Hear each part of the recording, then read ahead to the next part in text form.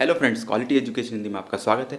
और जो ग्रुप 4 के फॉर्म स्टार्ट हो चुके हैं, एप्लीकेशन फॉर्म, उसमें जो नोटिफिकेशन में दिया गया है कि ग्रुप 4 में अप्लाई कौन कर सकता है, जहाँ पे सीबीसीटी लिखा हुआ है वहाँ पे हिंदी या इंग्लिश आपके पास हो तो, और कंप्यूटर का जो पोर्शन आपने अगर क्लियर किया हो तो आप अप्लाई कर सकते हैं। आपके पास कंप्यूटर डिप्लोमा भी होना चाहिए। लेकिन जो कैंडिडेट्स के पास दोनों क्वालिफाई हिंदी प्लस इंग्लिश, तो वो कैंडिडेट्स बोल रहे हैं कि जीएडी के नियम के अनुसार ये कैसे पॉसिबल है कि सीपीसीटी में किसी के पास हिंदी या इंग्लिश हो और वो अप्लाई कर सकता है, क्योंकि उन कैंडिडेट्स को नुकसान है, जैसा कि ये सेकंड पोर्शन में उन्होंने बताया गया है। ठीक है, उनके अकॉर्डिंग ठीक है। लेकिन अगर रूल बुक की बात करें तो उसमें तो क्लियर तौर पे दिया गया है कि जहाँ पे सीपीसीटी लिखा हुआ है तो वहाँ पे उसके अकॉर्डिंग क्या है कि कोई भी अप्लाई कर सकता है जिसके पास हिंदी या इंग्लिश हो। ठीक है, अब उसके बाद क्या होती है, बात आती है कि अब ऐसी चीज़ें हैं तो ऑफिशियल होना चाहिए या फिर पता होना चाहिए। तो भदौरिया जी ने बताया कि यहाँ पे क्या हुआ है कि अलग अलग 100 डिपार्टमेंट्स हैं, सबके अलग अलग रूल्स हैं, सबके अलग रूल्स एंड रेगुलेशंस हैं, वो सारी चीज़ें फॉलो की जाएगी। उन्होंने ये भी क्लियर कहा है कि जहाँ जेईडी के नियम, जैसे कि आप ये पढ़ सकते हैं, जहाँ की उन्होंने बताया कि जो जेईडी के नियम हैं वो तो डेफिनेटली फॉलो किए जाएंगे, कि जो भी उन्होंने रूल्स रेगुलेशंस बनाए हैं तो ये सारी चीज़ें फॉलो की जाएगी। आप जैसे कि ये देख सकते हैं, ये लिखा हुआ है, भदौरिया जी ने कहा है कि जो सारी चीज़ें फॉलो की जाएगी, सीपीसीटी की जो टर्म्स एंड कंडीशंस है वो सारी देखी जाएगी, उन्होंने बताया। लेकिन उन्होंने ये भी बताया है कि जो नियम्स हैं वो सबके अलग अलग हैं, तो सारी चीज़ें फॉलो की जाएगी। जैसे कि उन्होंने लिखा है कि अगर हमने लिखा होगा कहीं सीपीसीटी है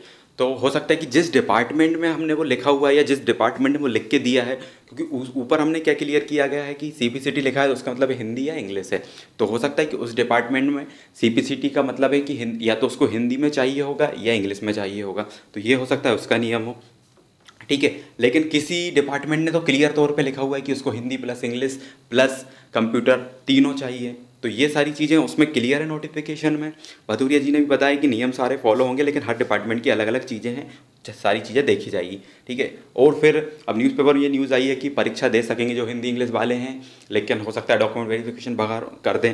तो बाहर इसीलिए नहीं कर सकते, क्योंकि ऑफिशियल नोटिफिकेशन में जो चीज़ें बताई गई हैं तो उसके अकॉर्डिंग तो लोग अप्लाई कर सकते हैं। जहाँ पे नहीं लिखा है कि सीपीसीटी तीनों में चाहिए या हिंदी में चाहिए या इंग्लिश में चाहिए, जहाँ पे अगर लिखा हुआ है, जैसे कि रूल बुक की अगर हम बात करें तो उसके अकॉर्डिंग लोग अप्लाई कर सकते हैं। और भदौरिया जी ने भी ये क्लियर कहा है कि जो सीपीसीटी के नियम है, जैसे कि सीपीसीटी का मतलब अगर हम जेईडी की बात करें तो उसमें लिखा हुआ है कि हिंदी प्लस इंग्लिश कंप्लीट होना चाहिए, दोनों होना चाहिए, जैसा कि जो भदौरिया जी भी बता रहे हैं कि वो हम फॉलो करेंगे जहाँ भी होगा।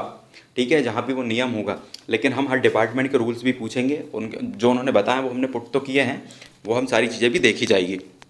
तो अब देखते हैं कि क्या होता है, लेकिन उसके अकॉर्डिंग, रूल बुक के अकॉर्डिंग आप डेफिनेटली अप्लाई कर सकते हैं। लेकिन जो कैंडिडेट्स के दोनों क्वालिफाई हैं वो डेफिनेटली उनको नुकसान होगा, लेकिन अब आप अप्लाई तो करिए फिर, क्योंकि आपके पास है ऑफिशियल नोटिफिकेशंस में, आप बिल्कुल क्लेम कर सकते हैं कि उसमें तो ये दिया गया है।